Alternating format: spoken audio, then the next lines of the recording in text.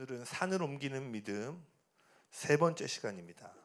끝까지 포기하지 않는 믿음, 끝까지 포기하지 않는 믿음이라는 제목으로 여러분하고 말씀 나누기 원합니다. 본문 말씀은 마가복음 11장 20절에서 24절입니다. 우리 계속 같은 본문이지만 하나님의 말씀을 읽고 또 읽어도 좋은 줄로 믿습니다. 그래서 우리 한번 같이 합독하도록 하겠습니다. 시작.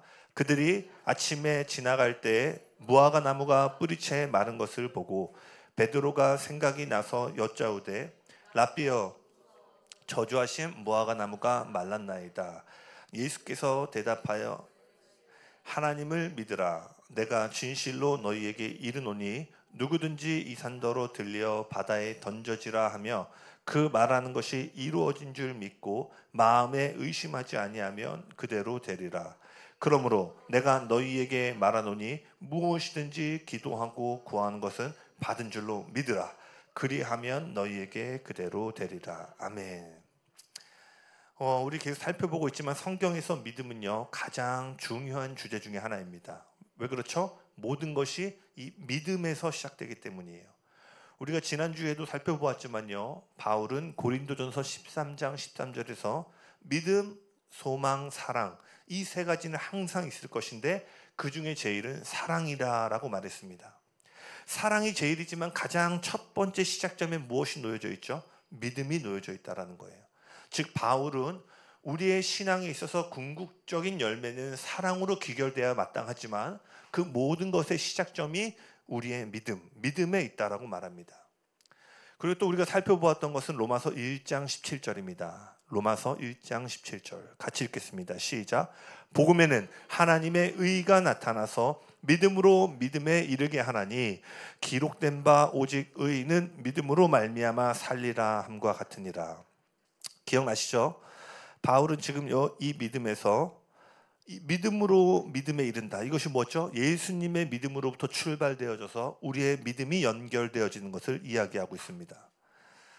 그래서요, 다른 종교, 무속신앙과 다른 게 뭐냐면요, 다른 모든 그 종교들은 핵심이 뭐냐면 너가 얼만큼 신에게 성의를 보이는가에 따라서 신이 너에게 합당한 은혜를 주겠다라는 거예요. 그러니까 점쟁이들 찾아가면 뭐예요? 부적 써야 되잖아요. 이슈가 클수록 뭐 해야 돼요? 몇백, 몇천 들어서 굿하는 거잖아요. 그게 뭐예요? 신에게 너의 간절함을 한번 드러내 보라는 거예요. 그러니까 뭐예요? 우리의 믿음으로만 현실이 변화되길 원하는데 기독교 신앙은 뭐라고 했죠? 내 믿음으로 뭔가를 이루는 것이 아니라 예수님의 믿음으로부터 우리가 출발되어진다는 거예요. 에베소서 2장 8절입니다. 또 한번 같이 읽어볼까요? 시작. 너희는 그 은혜에 의하여 믿음으로 말미암아 구원을 받았으니 이것은 너희에게서 난 것이 아니요. 여기 보시면 뭐라고 되어 있죠? 믿음이 없이는 구원을 받을 수 없다라는 거예요. 이렇게 한번 고백합시다. 나는 오직 믿음으로 구원을 받았다. 아멘. 이것이 우리가 지난 시간에 살펴보았던 거예요. 오직 믿음으로만 구원을 받는다는 진리와 관련해서요, 교회사에서 가장 중요한 한 인물을 꼽으라면요, 여러분 잘 아실 거예요. 16세기의 종교개혁을 일으켰던 마틴 루터라는 인물입니다. 네, 사진 한번 띄워주시겠어요? 네, 이 마틴 루터, 기독교인이 아니어도 저희가 그 학창 시절도 이분에 대해서 배우게 되죠. 왜냐하면 이 한 사람이 일으켰던 개혁은 종교와 신앙을 넘어서요, 그 당시에 모든 시대 그 시대 가운데 어마어마한 변화를 일으켰어요. 그래서 교회 안에서만 통용되는 하나님의 역사를 우리는 부흥이라고 말하는데요, 교회 울타리를 넘어서 세상을 변화시키는 하나님의 역사를 뭐라고 하냐면 개혁이라고 말합니다. 그래서 이 인물은요, 교회 기독교인들만 공부하는 것이 아니라 유럽 사회에 지대한 영향을 미쳤기 때문에 종교 개혁이라고 얘기를 해요. 1517년 10월 30일 날요, 카톨릭 수도사였던 마틴 루터가요, 독일 비텐베르크 대학 교회 정문에요 95개조의 반박문을 붙입니다. 이 반박문은요 독일어가 아니라 당시에 라틴어로 기록되어 있었어요. 이게 왜 중요하냐면요, 당시 사람들은요, 그 국민들은요 라틴어를 읽을 수가 없었습니다. 그러니까 이 95개조의 반박문을 읽을 수 있는 사람은요 당시의 성직자들과 신학자들밖에 없었다는 거예요. 다시 말해서 마틴 루터는요, 처음에 이 95기조의 반박문을 붙일 때 내가 한번 이 타락한 교회를 한번 뒤집어 봐야겠다라고 해서 붙인 것이 아니라 면죄부 판매에 대한 가톨릭의 타락과 잘못된 신학에 대해서 신학자들과 토론하기 위한 목적으로 반박문을 붙였던 거예요. 그런데 누군가가요, 이 반박문을 허락도 없이 가져가서 독일어로 번역합니다. 그리고 2, 3주 만에요, 독일 전체에 이 마틴 루터가 쓴 95개조의 반박문들이 퍼지게 돼요. 그리고 2달쯤 되었을 때는요, 교황에게까지 이 반박문이 전달되게 됩니다. 그리고 이때로부터요, 역사가 완전히 뒤바뀌는 일들이 시작되게 돼요. 이후에는요, 모든 사람들의 손에 자국어로 번역된 성경이 주어졌고요, 면죄부나 신의 대리인을 통해서가 아니라 오직 믿음으로만 구원을 받을 수 있다는 진리가 교회와 세상 가운데 빛을 발하기 시작합니다. 중세를 우리가 뭐라고 얘기하죠? 중세 암흑기라고 얘기하죠. 그것은 영적으로 뿐만 아니라 실질적으로 그 시대, 중세 시대 자체가 질병과 어떤 사람들의 죄악으로 어두웠던 시기였어요. 즉 어둠이 온 세상을 가리우고 있던 중세 시대에요, 오직 믿음으로 구원을 받는다는 진리의 빛이요, 모든 어둠을 걷어내는 일들이 이 16세기 가운데 일어나게 됩니다. 그러면서 마틴 루터가 특별히 강조한 것이 있는데요, 한번 이런 것도 좀 알아두시면 좋습니다. 솔라 스크립투라라고 해서 오직 말씀, 솔라 피데 오직 믿음, 솔라 그라티아라고 해서요, 오직 은혜. 그래서 마틴 루터가 종교개혁을 하면서 강조했던 게 뭐냐면 오직 말씀으로 돌아가야 되고 오직 믿음과 은혜로만 구원을 받을 수 있음을 강조했습니다. 여러분, 이게 지금 우리가 볼 땐 되게 당연하고 쉬운 것 같잖아요. 이게 그 당시에는요, 이것이 당연하지 않은 영역이었다라는 거예요. 그래서 이 마틴 루터의 사역으로 인해서요, 교회는 잃어버렸던 말씀을 되찾고요, 좀 더 부연 설명을 하면은 성경이 다 라틴어로 기록되어 있었습니다. 그래서 일반 사람들이 성경을 우리처럼 보지를 못하는 거예요.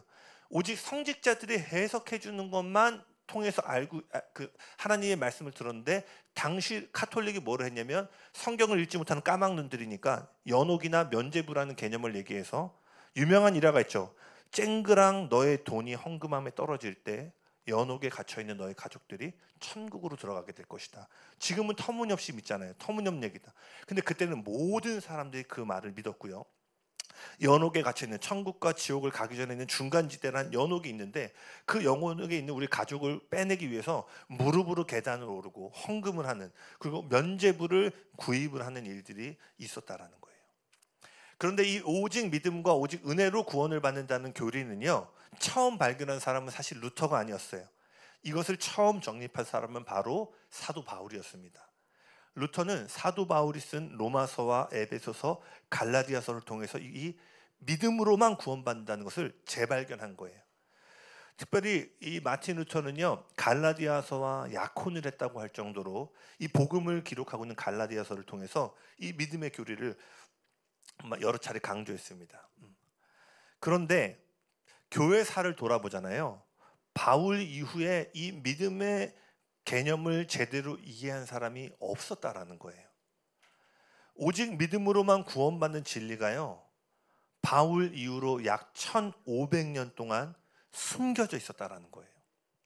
그런데 안타까운 사실은 뭐냐면요, 제가 사역을 하고 개인적인 경험에서요, 오늘날에도 여전히 이 믿음으로만 구원받는다, 믿음의 교리가요, 상당 부분 숨겨져 있는 것은 아닌가 돌이켜보게 됩니다. 그래서 우리가 교회 역사를 잠깐 살펴보기 원하는데요, 한번 띄워주시겠어요?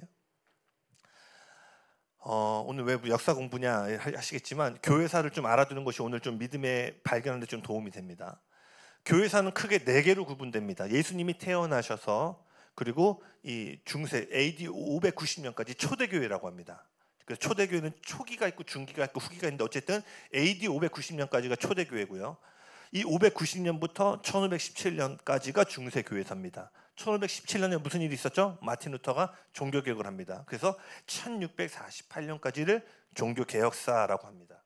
그리고 1648년부터 현재까지를 근대교회사 또는 근현대교회사라고 해요. 다음 장 한번 넘겨주시겠어요? 근데 이제 저희가 좀 살펴보기 원하는 것은 초대교회사를 조금 더 세분화해 보면요, 예수님이 태어나셔서 돌아가시기까지 AD 30년까지는 예수 시대입니다. 예수님이 교회를 이끌어가던 시대고요. 예수님이 돌아가시고 나서부터는 뭐예요? 12 제자가 이제 사도가 되죠. 그래서 그 사도 요한이 반모섬에서 죽는 그 AD 100년까지를 사도 시대, 제자 시대라고 얘기를 합니다. 그리고 100년이 됐을 때 모든 그 예수님부터 1차적으로 직접적인 가르침을 받았던 모든 사람이 죽고요. 그 제자들로부터 가르침을 받았던 사람들이 교회를 끌어갑니다. 그거를 속사도 시대라고 하고 우리는 교부 시대라고 합니다. 교부가 church father예요. 그러니까 교부 시대는 이제 이때부터 중세 시대까지 쭉 8세기까지 이어지게 됩니다. 근데 이 속사도 시대, 교부 시대가 쭉 가다가 313년에 이따 살펴보겠지만 핍박받던 기독교가 로마의 국교로 승인을 받게 되고요. 325년에 괜찮으시죠, 여러분? 네, 처음으로요. 전 세계적인 차원의 국가 그 기독교 지도자들이 모여서 회의를 하는 게 니케아 공의회라는 거예요. 그래서 313년부터는 니케아 회의 시대, 로마 제국 시대라고 얘기합니다. 뭐 이거 좀 참고해 주시고요. 그래서 제가 이것들을 왜 얘기를 했냐면요. 이때 보시면 교부들이 뭐 어거스틴이라는 사람 이야기 들어보셨나요? 어거스틴. 그리고 뭐 폴리캅이나 암브로시우스 뭐 이런 사람들이 이 교부 시대에 어마어마한 역작들을 남겼던 사람이에요. 뭐 어거스틴 같은 경우는 뭐 고백록, 하나님의 도성 뭐 이런 아주 지금까지도 클래식으로 익혀지고 있는 어마어마한 책을 남겼죠.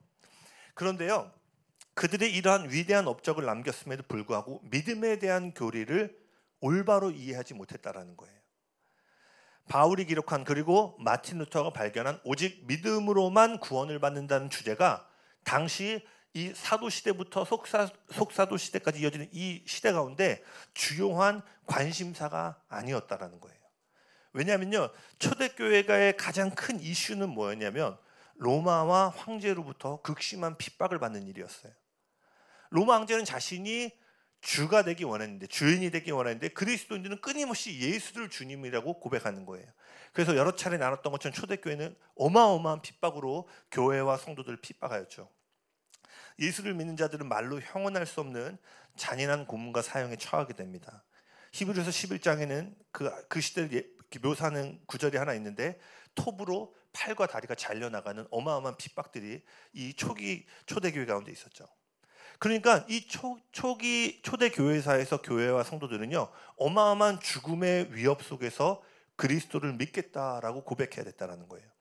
지금이야 우리가 뭐 세례를 주노라 뭐 방석 깔고 앉고, 전 침례교니까 이제 침수 침례를 하겠지만 뭐 예배 중간에 하나 있는 꼭지점이 아니라요, 이들이 세례를 받은 것은 당시 어떤 의미냐면 영적으로 물에 담겨 죽을 뿐만 아니라 육체적으로도 실제로 믿음으로 인해 죽을 각오를 되어 있음을 고백하는 행위였다는 거예요. 세례 자체가.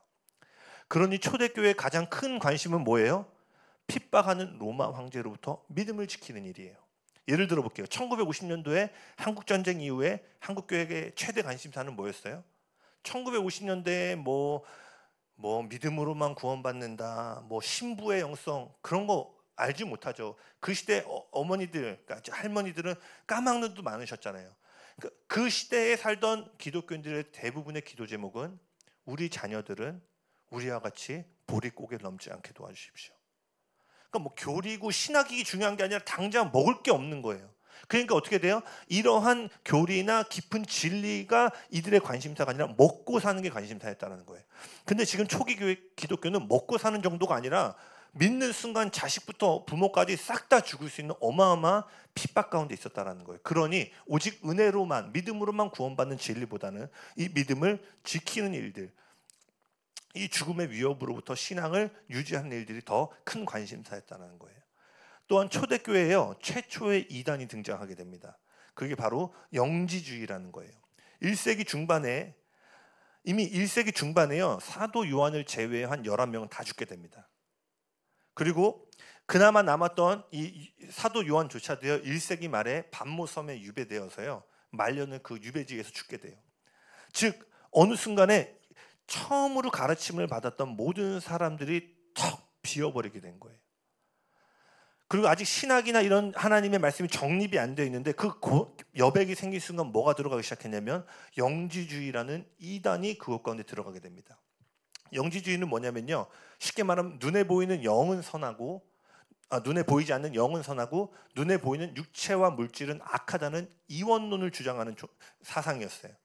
그러니 육신이 악하니까 육신을 입고 오신 하나님을 그들이 인정했을까요? 안 인정했을까요?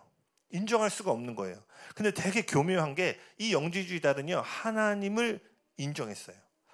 그러나 예수님이 인간의 육신으로 오신 하나님을 부인했습니다. 즉 신성은 인정하되 인성은 부인하는 이단이었다라는 거예요. 그래서 초대교회사는요, 예수님이 누구이신가에 대한 주장들이 끊임없이 대립하는 시기입니다. 예수님이 어떻게 하나님이시면서 인간일 수 있지? 지금도 사실 이런 게 설명해보라면 좀 난해할 수 있잖아요. 하나님이면 하나님이고 하나님이시면 십자가에 달려 죽은 게 신이 죽었다는 말인가? 막 이런 어떤 인성과 신성에 대한 막 이런 의견들이 첨예하게 대립하는 시기였어요. 그리고 1세기 말 영지주의라는 이단 사상이 초대교회와 성도들을 공격해오기 시작합니다. 그러니 이러한 배경 속에 초기 교회 성도들과 리더십의 주된 관심사는요, 그리스도가 누구신가가 핵심이었어요. 이걸 신학적으로 기독론이라고 하거든요. 그러니까 이들의 관심사는 도대체 예수님이 하나님이시냐 사람이시냐 이걸 어떻게 정의 내릴까냐가 끊임없는 니케아 공의회까지 계속 이어집니다. 뭐 오늘 설명할 거 아니지만 니케아 공의회 때 삼위일체가 정립이 돼요. 그러니까 즉 이 예수님 태어나시고 니케아 공의회에 있을 때까지 이 400년 가까운 시간 속에서 뭘 얘기를 하냐면 예수님이 도대체 누구냐, 이게 정립이 안 되는 거예요. 즉 초대교회에게 가장 핵심이 되는 관심은 구원의 교리, 죄의 용서도 있지만 그것보다 기독론, 예수님을 정립하는 것이 우선이었다라는 거예요. 그래서 이러한 이유로요, 오직 믿음으로만 구원받을 수 있다는 진리가 조금씩 뒤로 밀려나게 됩니다. 이것만이 아니었어요. AD 312년 그림 한번 보여주시겠어요? 여기 왕가 쓴 사람은 콘스탄틴인데, 콘스탄틴이 이 서로마의 패권을 놓고 이제 전쟁을 치르게 되는데, 내부적으로 그가 이제 한 전쟁을 앞두고 신에게 이 전쟁에서 승리할 수 있기를 기도해요. 하나님께 기도한 게 아니라 신에게 기도합니다. 근데 그때 당시에 그 이야기를 보면은, 기록된 문서를 보면은 이 어거스틴이 하늘로부터 십자가를 하나 보게 돼요. 그리고 이 옆에 글씨가 써 있죠. 이것으로 승리하라라는 환상을 보게 됩니다. 그래서 이 콘스탄틴이 이 기도 가운데 환상을 보고 나서 어떻게 하냐면 모든 군인들에게 방패에다가 십자가를 새기라고 얘기를 해요. 그리고 전쟁에 나갔는데 콘스탄틴이 승리하고 로마의 황제로 등극하게 됩니다. 그래서 콘스탄틴은 로마의 황제가 되고 나서 이것이 바로 신의 나를 도운 승리다라, 특별히 십자가가 뭘 얘기해? 기독교를 의미하는 거잖아요. 그래서 콘스탄틴이 이 전쟁 이후에 312년에 기독교를 로마의 국교로 승인하게 됩니다. 아까 말했던 것처럼 이전까지요, 어마어마한 박해와 핍박을 받고 있던 초대교회에게 이것이 공식적인 사회의 수면 위에서 종교 활동을 할 수 있는 이 국교의 승인은요, 어마어마한 놀라운 소식이었어요. 그런데 문제는요, 로마의 국교가 된 기독교가요, 급속도로 타락하기 시작했다는 거예요. 겉모양은 기독교였지만요, 온갖 이방 종교가 섞이기 시작했고요. 콘스탄틴은 황제이면서 제사장 역할까지 하게 됩니다. 그래서 아는 것처럼 콘스탄틴이, 지금 우리가 주일을 섬기는 것은, 우리 믿는 사람들은 예수님이 죽으시고 부활한 다음 날이 주일이기 때문에 우리 주일 섬기지만, 당시에 태양신을 섬기고 있던 날짜를 맞춘 거죠, 의도적으로. 그래서 썬데이라고 돼 있죠. 그러니까 뭐 태양신을 섬기는 것, 다른 이방을 섬기는 이런 것들이 이 국교가 되면서 막 섞이기 시작했어요. 그리고 콘스탄틴은 이 로마를 정치의 힘으로 통합하지 못하는 것을 종교의 힘으로 이거를 자기가 이끌기 위해서 제사장의 역할까지 감당했다라는 거예요. 그러니 이방 종교의 문화들이 들어오고 정치와 결탁되면서 어마어마한 타락의 길로 들어서게 됩니다. 그리고 이러한 흐름 속에서 주님을 신실하게 따르고자 하는 사람들이요, 도시를 떠나 사막과 같은 외진 곳에서 공동체를 이루어 살기 시작했어요. 이게 바로 3세기 말 4세기 시작된 수도원 영성입니다. 여기서부터 교부들이 나오기 시작하는 거예요. 교부들이 그 자신들만의 공동체를 이루고, 왜? 세상에 지금 기독교가 너무나도 부패하고 있기 때문에 그곳에 떨어져 나와 하나님을 온전히 섬기는 일에 집중하기 시작했던 거예요. 그런데 문제는요, 세상과 분리되어 살아가는 기독교가, 구별되는 것은 맞지만 분리되어 살아가서 안 되잖아요. 오늘날 우리도 지금 믿어서 산속에 들어가 살자, 이게 아니잖아요. 예수 마을 만들어서 우리끼리 뭐 양말 만들어서 자급자족하고, 그게 믿음이 아니잖아요. 우리는 세상에 빛과 소금으로 들어가야 되잖아요. 그런데 이때 이렇게 분리되다 보니까 의도와 다르게 점점 기독교가 도덕적인 종교가 되기 시작한 거예요. 다시 말해 거룩한 삶이 중심이 된 것입니다. 물론 오해하지 마세요. 거룩한 삶은 너무나 중요합니다. 오늘날처럼요. 이제는 뭐죠 그게? 불륜인가요? 그 법적으로 이제 안 되는 게? 간통죄가 폐지되면서 내가 혼인한 어떤 상대 외에도 누군가를 만나는 게 법적으로 이제 처벌을 받지 않는 일들이 일어나고, 동성애와 같은 이런 것들, 남자가 남자를 좋아하고 여자가 여자를 좋아하는 이런 도덕적인 기준들이 무너져가는 오늘날에는요, 더더욱 거룩한 삶이 강조되어지고 우리가 주목해야 될 것이 맞아요. 그런데 문제는요, 이 스톤의 영성이 너무 거룩한 삶에만 집중한 나머지 금욕주의로 빠지게 됩니다. 그래서 혹시 그런 영화 본 적 있어요? 이때 당시 사람들이 막 자기가 음란한 생각이 들면 막 채찍으로 자기를 막 때리고, 악한 생각이 들 때마다 막 나를 막 패는 거예요. 막. 그래서 이 고통으로 죄의 유혹을 이기려고 하는 이 금욕주의적인 삶이 이 스톤 영성의 중심에 오게 되죠.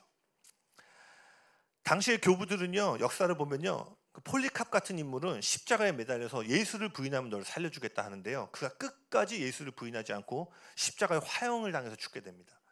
이처럼 교부들은 죽음 앞에서도 믿음을 저버리지 않는 경건한 신앙을 그 스톤의 영성 가운데 보여줬음에도 불구하고요, 그들의 가르침을 들여다보면요, 은혜의 교리를 찾아보기가 어렵습니다.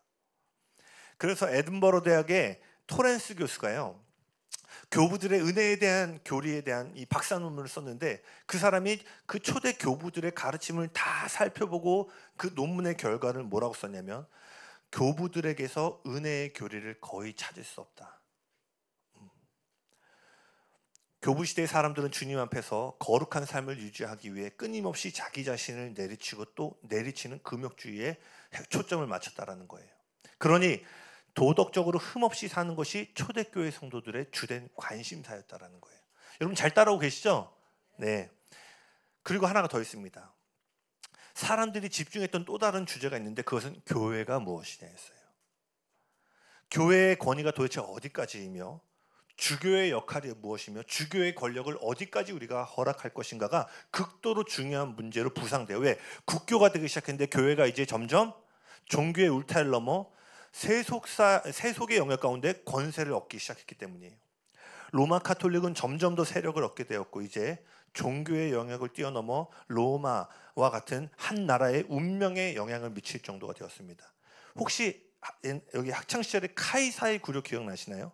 로마 황제가 교황에게 무릎을 꿇고 머리를 조아리며 용서를 구하는 사건들이 일어나요. 그래서 황제의 굴욕이라고 하는 사건들이 이제 막 일어나기 시작하는 거예요.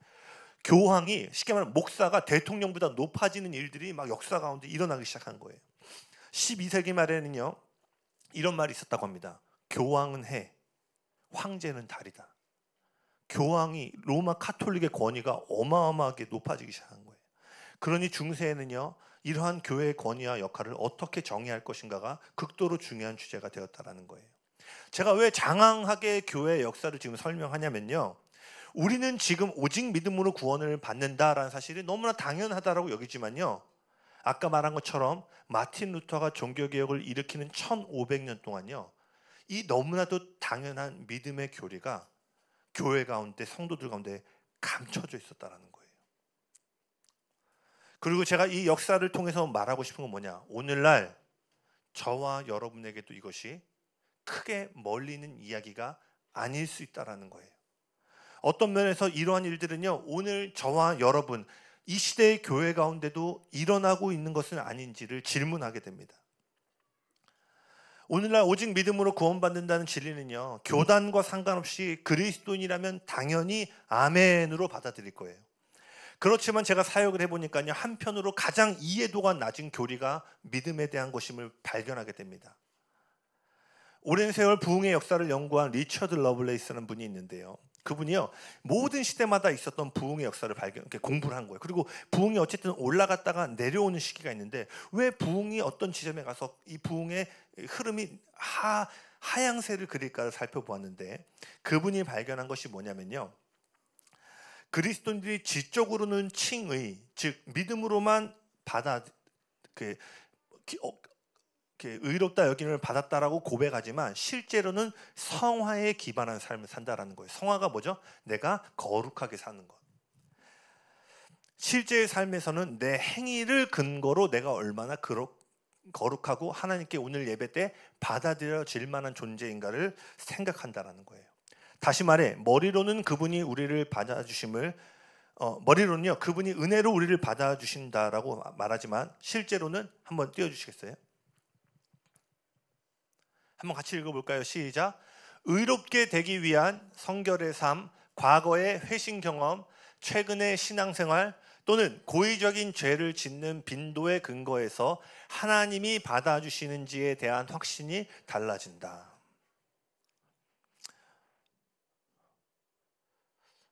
저는 이런 시기를 겪었어요. 청년 때였는데요. 생명의 삶 큐티를 하다가 30일이 있잖아요. 30일인데 2, 3일만 했어. 막 정죄감이 오는 거예요. 책값도 아깝고. 근데 막 거의 안 빠지고 매일 하면 어떻게 돼요? 와, 막 자신감이 있어. 막 기도도 잘 돼. 물론 맞아요. 나중에 우리가 이 믿음 시리즈 때 살펴보겠지만 행함이 없는 믿음은 죽은 믿음이기 때문에 우리와 행위와 믿음을 칼로 물베듯이 나눌 수 있는 것은 아닙니다. 그러나 중요한 건 뭐예요? 내가 오늘 큐티를 했냐? 내가 오늘 얼만큼 잘했냐? 잘했으면 하나님께 떳떳하고 뭔가 자격이 있는 것 같은데 그러지 못할 때는요. 나를 쓰레기와 같이 여길 때도 있었어요. 뭐예요? 오직 믿음으로만 구원받는 진리가 정확하게 정립이 안 돼 있으니까 내 안에 작은 흠이나 연약함이 볼 때마다 여지없이 정죄함을 당하고 수치심 가운데 무너졌다라는 거예요. 여러분은 어떠십니까? 정말 믿음으로만 구원받았음을 정말 가슴 깊이 경험하고 계십니까? 어찌 보면 아까 교회사의 일들처럼요. 우리 또한 믿음으로 구원받는 사실을 머리로만 안 채 그 진리에서 멀어져 있는 것은 아닌지 질문해 봐야 된다는 거예요. 살펴본 것처럼 종교개혁이 있기 전까지 교회와 성도들은 삶의 다급한 문제, 영지주의와 같은 이단의 공격, 그릇된 교회의 권위와 사역자들의 타락과 같은 이런 일들로 인해서 성경이 말하는 믿음이 무엇인지 올바로 이해하지 못했음을 지금 살펴보았어요. 그런데 오늘날 우리도 크게 다르지 않다라고 얘기하고 싶어요. 역시 우리도 눈앞에 닥친 당장의 삶의 개인적인 문제와 어려움을 가지고 주님께 나아갑니다. 맞아요. 자녀라면 주님께 나아 간구함으로 주님께 구하는 것은 당연한 것입니다. 그런데요, 당장 눈앞에 문제를 해결하고 도움을 받는 데 집중한 나머지 참된 믿음이 무엇인지를 고민하지 않는 데 있다는 거예요, 문제가.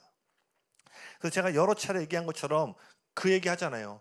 내가 아프고 내 일터에 무슨 일이 있고 우리 부모님께 무슨 일이 있으면 그렇게 기도를 하다가도 왜 그 일이 응답받으면 우리가 예전만큼 신앙의 어떤 역동성을 유지하지 못할까요? 그 일을 통해 그 응답하신 이 일들을 통해 더 깊은 믿음의 자리, 믿음의 진리 안으로 나아가야 되는데 관심사가 믿음이 아니라 내 형편의 변화였기 때문에 이게 해결되고 나서는 신앙의 원동력이 떨어지는 거예요. 그러니 우리의 삶에 와 그때 5년 전에 이런 기적이 있었지, 와 맞아 하나님이 이렇게 일하셨지 했는데 믿음이 자라지가 않는 거예요. 왜? 오직 믿음으로만 우리가 은혜 영납받고 믿음의 교리가 우리 안에 새겨져 있지 않으니까 근근히 하나님의 손길을 경험하는 것 다음으로 넘어가지 못한다는 것입니다. 영지주의가 초대교회를 공격했듯이요, 오늘날 세속주의와 번영신학 등 다양한 거짓말과 거짓 복음이요 동일하게 초대교회 같이 오늘날 우리 교회와 성도들을 공격하고 있다는 거예요. 그러니 어느덧 교회 안에 여기 계신 분들은 아니지만 긍정의 힘이나 잘 되는 나, 우리가 사업이 잘 되는 것들, 잘 먹고 잘 사는 것이 믿음 생활의 축복으로 여기는 생각들이 자리 잡기 시작했어요. 특별히 오늘날 세속주의는 번영신학, 그러니까 가난하면 잘못된 거고 하나님은 잘 믿으면 부자가 된다는 신학입니다. 쉽게 말하면 이런 것들이 우리도 모르는 사이에 조금씩 스며들기 시작했어요. 그리고 한국은 또 어때요? 토테미즘이 강하죠. 자연과 우상을 숭배하는 문화를 뿌리 두고 있어요. 그러니까 한국은요, 특별히 신앙마저도 무속신앙처럼 행위와 열심을 통해 무언가를 얻으려는 성격을 강하게 띱니다. 또 언젠가 누군가 교제를 하면서 그런 얘기도 했는데 대상만 다를 뿐이지 정한 수 떠놓고 비나이다 하는 거예요. 내가 갖기를 원하는 걸 세팅해놓고 정성 들여서 무속신앙처럼 하나님을 섬기는 거예요. 그러니 여러분, 우리가 교회를 10년 다녔건 20년 다녔건 상관없이 믿음을 잘 모르고 있다는 거예요. 그래서 제가 첫 시간에 얘기했죠. 왜 우리가 신앙생활 가운데 어려움을 겪는가? 교회 출석이 부족해서 뭐 쿠폰이에요. 막 50번 출석하면 막 믿음이 막 올라오고 그렇지 않죠. 교회는 어마어마하게 모태신앙처럼 쭉 나갔는데 실질적인 믿음의 진리를 온전히 받아들여 본 경험이 없다 보니까 신앙이 자라질 않는 거예요. 믿음의 놀라운 역사가 일어나지가 않는 거예요. 물론 여기서 강조하고 싶은 것은 우리의 믿음보다 우리를 향한 하나님의 은혜가 훨씬 더 앞선다는 사실입니다. 아멘. 그래서 우리가 갈 바를 알지 못한 그때에도 하나님은 우리를 좋은 길로 인도하시는 예수님, 선하신 분이심을 예수님의 이름으로 선포합니다. 그렇다면 우리가 지난 시간에는 나의 믿음이 아니라 하나님이 소유하신, 예수님이 소유하신 믿음을 가질 것에 대해 나눴는데, 이번 시간에 우리가 붙잡아야 될 진리는 뭐냐면, 저를 따라 고백해 보시겠어요? 구원받은 사람에게는 모두 믿음이 있다. 올바른 믿음의 자리에 계속해서 서기 위하고 성장하기 위해서 우리가 붙잡아야 될 중요한 또 하나의 진리는요, 모든 믿는 자에게는 하나님께서 소유하신 것과 같은 종류의 믿음을 이미 소유하고 있다는 거예요. 물론 믿음의 분량에는 차이가 있을지 모르지만 분명한 사실은요, 오늘 저와 여러분이 구원받은 사람이라면요, 예수님이 소유하신 믿음을 이미 우리 안에 갖고 있다는 것입니다. 할렐루야. 로마서 1장 17절, 아까도 살펴보았지만 믿음으로 믿음에 이르게 한다. 이때 예수님의 믿음과 우리의 믿음을 뜻한다는 걸 살펴보았죠. 또 오늘 찾아보진 않겠지만 로마서 3장 22절, 갈라디아서 2장 16절을 통해 구원의 핵심이 우리의 믿음이 아닌 예수님께서 하나님 아버지 앞에서 보이셨던 그 십자가 앞에서 가지셨던 믿음에 있음을 살펴보았어요. 그래서 기억하시나요? 믿음은 우리의 고공분투에서 나오는 것이 아니라 순복의 결과라. 아멘. 무엇에 대한 순복이죠? 예수님이 가지고 보이셨던 그 예수님의 믿음에 순복할 때 우리 안에 믿음이 일어난다는 거예요. 거듭 강조하지만 믿음은 우리의 수고와 노력의 결과가 아니라 예수님이 가지셨던 믿음에 순복한 결과라는 거예요. 로마서 12장 3절입니다. 로마서 12장 3절. 같이 한번 읽어볼까요? 시작. 내게 주신 마땅히 생각할 그 이상의 생각을 품지 말고 오직 하나님께서 각 사람에게 나누어 주신 믿음의 분량대로 지혜롭게 생각하라. 아멘. 바울은 지금 뭘 얘기하고 있어요? 믿지 않는 사람들에게 지금 말하는 게 아니라 믿는 자들, 로마에 있는 교인들에게 편지를 보내는 거예요. 근데 바울이 명확하게 얘기하고 있죠. 저마다 분량은 다를 수 있지만 각 사람마다 하나님은 믿음을 나눠주셨다라는 거예요. 할렐루야. 저와 여러분 안에 그것이 아무리 부족하고 연약해 보일지라도 성경은 이미 너희 안에 예수님이 가지셨던 믿음의 씨앗들, 믿음의 분량이 주어져 있음을 말하고 있다는 거예요. 앞서 살펴본 에베소서 2장 8절에서 우리는 오직 믿음으로 구원받는다는 사실을 살펴보았어요. 에베소 2장 8절 9절 한 번만 더 읽어볼까요? 8절만 한 번만 더 같이 읽겠습니다. 시작. 너희는 그 은혜에 의하여 믿음으로 말미암아 구원을 받았으니 이는 너희에게서 난 것이 아니요 하나님의 선물이라. 아멘. 여기 뭘 얘기하고 있어요? 여러분이 구원을 받았다는 것은 이미 믿음이 있다라는 거예요. 할렐루야. 구원을 받았는데 믿음이 없다는 것은요, 불가능한 겁니다. 만약 믿음이 없다는 것은요, 구원을 받지 못한 거예요. 그렇게 우리가 기억해야 할 중요한 진리는 모든 믿는 자는 이미 믿음을 갖고 있다는 것입니다. 그러니 우리는 믿음을 얻으려고 애쓸 필요가 없다라는 거예요. 왜요? 우리는 이미 그 믿음을 가지고 있기 때문에. 우리는 뭐예요? 없는 걸 달라고 하는 게 아니라 이미 주어진 믿음을 그 정원사와 같이 경작하고 가끔으로 뭐예요? 성장시켜야 되는 거예요. 그렇기 때문에 만약 오늘 여러분이 나는 믿음이 없어 라고 말하는 것은요, 예수님이 행하신 일을 거짓말로 만드는 것이며 하나님을 대적하는 일이에요. 여러분, 저는 믿음이 없어요. 이거 겸손의 표현 아닙니다. 겸손의 표현 아니에요. 할렐루야. 이미 예수가 십자가에 달려 죽음으로 우리가 그리스도를 구주로 영접함으로 믿는 순간 그 믿음이 우리 안에 있음에도 불구하고 마치 이런 거죠. 제가 제 딸에게 10,000원을 줬어. 근데 계속 이런 거. 아빠 10,000원 안 줬는데요? 10,000원 안 줬는데요? 그럼 뭐예요? 불효자식이죠. 호로 시작하는 걸 시작하려고 했는데 안 했는데. 뭐예요? 이미 줬는데 안 받았다는 건 뭐예요? 주신 분을 모욕하는 거예요. 그러니 여러분 믿음을 선포합니다. 오늘 이후로 나는 믿음이 없어라는 말이 여러분 입술 가운데 절대로 나오지 않길 예수님의 이름으로 축복합니다. 원수가 이러한 사실을 너무나 잘 알고 있기 때문에요. 어떻게 우리를 미혹하냐면요. 믿는 자들로 하여금 스스로 믿음이 없는 것처럼 여기도록 유혹한다라는 거예요. 그 방법 중에 하나가 아까 살펴봤던 율법주의입니다. 네가 이렇게 살았어? 너 이번 일주일 이렇게 살았어? 너 기도 안 했잖아? 말씀 안 받잖아? 그럼 믿음 없는 거지. 믿음 없는 것 같네. 전 진짜 저를 청년 때 쓰레기라고 생각한 적이 많았어요. 특히 주일학교 교사인데 가까운 사람들은 여러 차례 얘기했지만 형제들은 좀 보는 거에 대한 연약함이 있잖아요. 할렐루야. 네. 저 역시 그 유혹에서 자유로울 수 없었죠.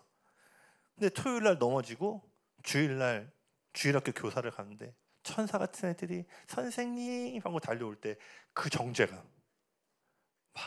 나는 죄송해요 이런 표현이 청년 때 그 강아지 쓰레기다. 내가 나를 너무 혐오하는 거예요. 근데 감사한 건 하나님 우리를 망각의 동물로 지으셨잖아요. 그러니까 조금 지나면 시간이 좀 한 주, 두 주 뭐 지나면 어떻게 수치심이 조금 옅어지죠.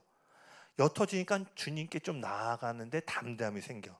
근데 문제는 뭐예요? 본질적인 죄의 문제가 해결된 게 아니라 내 기억의 문제이기 때문에 그 죄의 고리가 절대로 끊어지지 않는 거예요. 또 수치심을 느껴지면 뚝 꺼졌다가 기도도 안 되죠. 막 정죄가 마귀가 막 불화살 날리니까 난 쓰레기다. 나는 믿음이 어떻게 발동이 돼? 난 이미 그 산을 옮길 믿음을 지니고 있음에도 불구하고 거짓말에 속아서 막 그냥 기도가 형식적으로 때우다 오는 거예요. 막 그 교회 어릴 때부터 다녔고 뭐 예배팀 안 할 수도 없고 성가대 안 할 수도 없으니까 믿음 하나도 없는데 주일학교 교사 봉사하고 성가대 봉사하고 청년부 임원하고 그러니까 뭐가 어떤 일이 일어나요? 탈진이 오기 시작하는 거예요. 사랑하는 주님을 섬기면 섬길수록 기쁨이 일어나야 되는데 교회 가기 싫다. 섬기기 싫다. 내년에 임원하기 싫다. 근데 청년이 안 늘어서 맨날 돌아가면서 임원을 해야 돼. 네. 청년부가 한 20명 안 됐나? 다 어릴 때 초등학교 3학년 때부터 보면 형 누나들이고. 왜 그래요? 믿음의 교리, 진리가 제 안에 안 잡히니까 맨날 거짓말에 속는 거예요. 그래서 제가 청년 때 믿었던 게 뭐냐면 신앙생활은 업앤다운일 수밖에 없구나. 좋을 때가 있는가 하면 떨어질 때가 있구나. 그러나 제가 하나님을 깊이 만나고 나서 경험한 건 뭐냐면 업앤다운은 거짓말이다. 진짜 믿음의 삶은요 이렇게 될 수가 없습니다. 진짜 믿음의 삶은 뭐예요? 업앤다운이 있는데 올라가는 거예요. 할렐루야. 감사하게도요 2008년 이후로 제가 이전에 떨어져 본 그 연약함으로 가본 적이 없어요. 부족함이 없다는 게 아니라 미성숙할지라도 어떻게 해요? 옛날의 자리로 돌아가는 게 아니라 업앤다운이 올라가는 거예요. 할렐루야. 오늘 이러한 일들이 우리 모두에게 있길 예수님을 축복합니다. 아멘. 그렇다면 누군가가 이런 질문을 할지 모르겠어요. 오, 알겠어요. 믿음이 내 안에 있다는 것까지는 알겠어요. 그런데 왜 내 삶에는 그 믿음의 효력이 발휘되지 않나요? 그러나 여러분 명심하셔야 될 게 있어요. 여러분이 믿음을 가지고 있는 것과 믿음을 사용하는 것은 다르다는 것입니다. 많은 사람들은 이미 예수님이 가지신 믿음, 산을 옮길 만한 믿음을 소유하고 있음에도요 앞서 말한 것처럼 원수의 거짓말에 속아 믿음을 사용하지 못하고 있기 때문이에요. 이것은 마치 여러분 통장에 어마어마한 돈을 유산으로 물려받았는데 인출하는 카드나 비밀번호를 알지 못해서 돈을 뽑지 못해 가난하게 사는 모습과도 같아요. 이런 사람은 이미 돈을 많이 가졌죠. 그러나 진짜 가졌냐라고 하면 갖지 못한 거예요. 예수 그리스도 안에서 에베소서 1장 3절은 뭐라고 얘기하냐면 그리스도 안에서 하늘에 속한 신령한 복을 모두 이미 받았다. 할렐루야. 받을 것이다가 아니라 그리스도 안에 접붙임 바 되면 하늘에 속한 신령한 복을 이미 우리가 받았다라는 거예요. 즉 여러분의 영적인 통장에 어마어마한 영적인 자원이 입금이 된 거예요. 할렐루야. 근데 그 인치를 누가 하시냐면 성령님이 하십니다. 이건 나중에 좀 더 기회가 되면 나눌게요. 어쨌든 우리는 어마어마한 복을 받았어요. 그런데 많은 사람들이 이미 주어진 현실을 체험적으로 누리지 못하고 있다는 거예요. 여러분도 신앙의 갈급함과 목마름은 그게 아니에요. 들어서 이해가 안 되는 게 아니라 다 맞아. 근데 체험의 영역에서 그것이 경험되어지지 않기 때문에 신앙에 대한 질문이 생기고 목마름이 생기는 거 아닙니까? 팀 켈러라는 분이요 부자인데 가난에 시달리는 크리스천이란 글에서 이렇게 얘기를 합니다. 잘 들어보세요. 명색이 크리스천이라 할지라도 얼마든지 가식적이고 공허하며 진정성 없는 삶을 살 수 있다. 왜냐? 진리를 마음에 끌어들이는 데 실패하여 원래의 모습과 생활 방식을 조금도 바꾸지 못하는 까닭이다. 그 진리가 마음 깊이 끌어와서 삶을 변화시키는 이 변화를 경험하지 못하기 때문에 부자인데 가난하게 산다는 거예요. 저의 빗대 보면 산을 옮길 만한 믿음을 받았음에도 불구하고 나를 정죄하는 데 사용하고 있는 거예요. 구원받은 모든 사람에게는 믿음이 있음을 다시 한번 선포합니다.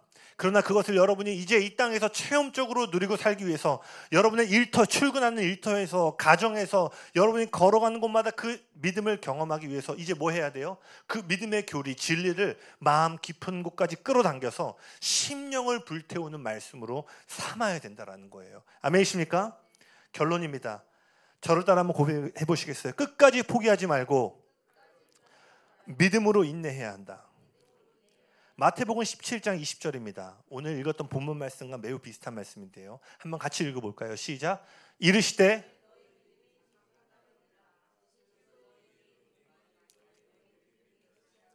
있어도 이 산을 명하여 여기서 저기로 옮겨지라 하면 옮겨질 것이요 또 너희가 못할 것이 없으리라. 좌우에 계신 분들에게 믿음을 선포해 보시겠어요? 너희가 못할 것이 없습니다. 당신은 못할 것이 없습니다. 할렐루야. 신나지 않으세요? 성경은 이미 우리에게 뭘 말해요?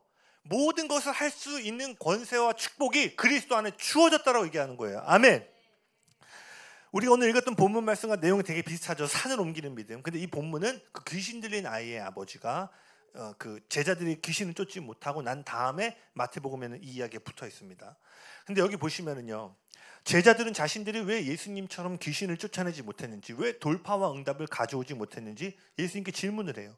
그러자 예수님께 질문할 때 뭐라고 말씀하세요? 너희 믿음이 작은 까닭이다. 만약 너희에게 겨자씨 한 알만한 믿음이 있으면 이 산을 명하여 저리로 옮겨지라 하면 옮겨질 것이다 라고 얘기를 해요. 예수님이 지금 뭘 말씀하시는 걸까요? 한번 사진 한번 띄워주시겠어요? 겨자씨 보신 분도 있겠지만 이게 겨자씨입니다. 그럼 지금 예수님이 뭘 말하는 거예요? 야, 너네 이만한 믿음도 없는 거야.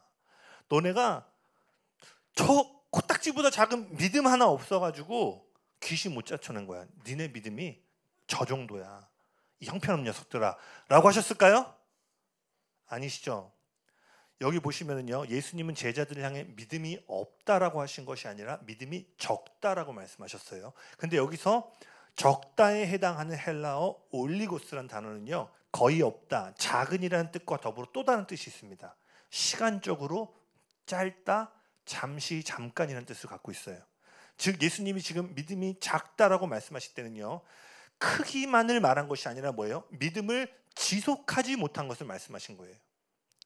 즉 예수님은요, 제자들을 향해 너희 믿음은 눈에 잘 보이지도 않는 겨자씨보다도 작은 형편없는 믿음이구나 라고 말한 것이 아니라, 너희는 너희 안에 있는 겨자씨만한 작은 믿음을 충분히 지속하지 못했다.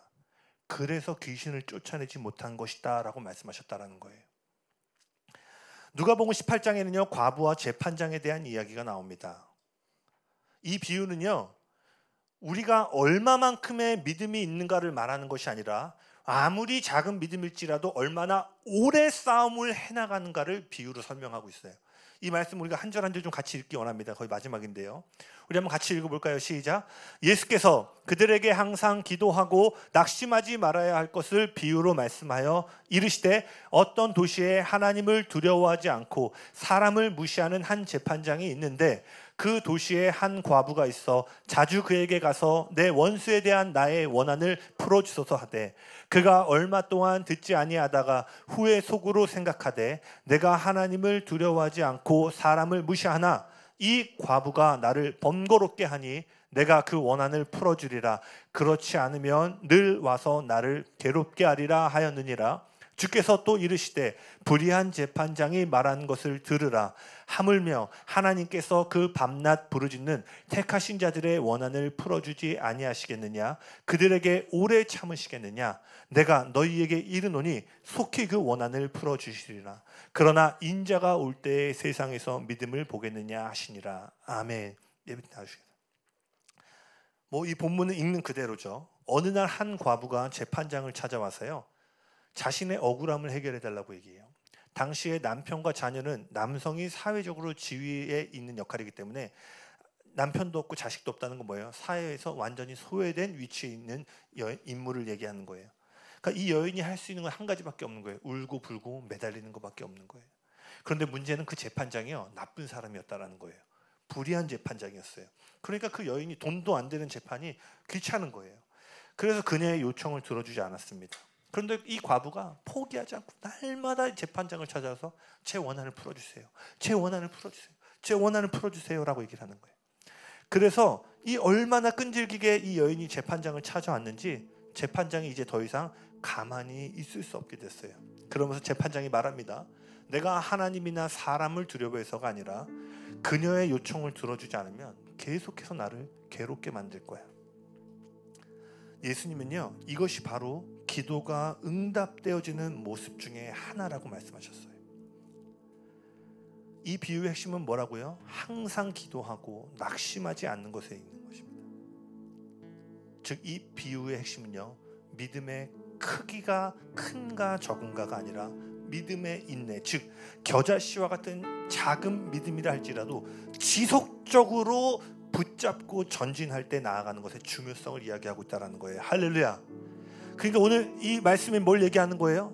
너희가 응답받기를 원하느냐? 네가 볼 땐 마치 겨자씨와 같이 작고 볼품없는 믿음처럼 보일지라도 인내함으로 끊이지 않고 마치 그 과부와 같이 지속적으로 이 작은 믿음을 끌고 나아갈 때 너희가 원하는 간절한 응답과 돌파를 보게 될 것이라는 거예요. 할렐루야. 할렐루야. 그러니 주님은 아까 뭐야? 겨자씨만한 믿음. 아이고, 저기 누구 있냐? 내 성국이 너 겨자씨만한 믿음 없어서 응답 못 받는 거야가 아니라 뭐예요? 네가 볼 때 겨자씨 같을지라도 포기하지 않고 기도하라 라고 말씀하신 거예요. 할렐루야. 너무 좋지 않아요? 우리 하나님 마귀는 와서 그러잖아요. 야 시흥보, 너 그 믿음으로 교회 이끌어갈 수 있겠어? 야 너 그렇게 해가지고 갈 수 있겠어? 나도 저도 저를 보면은요 참 부족한 거 투성이에요. 그러나 우리 하나님 뭐라고 하신다고요? 겨자씨 같을지라도 상관없다. 지속적으로 그 믿음을 붙잡고 나아가라. 할렐루야. 그래서 우리 이 시간 한번 자리에 일어나셔서요, 마지막으로 한 찬양 부르고 우리 기도하고 마무리하기 원하는데요,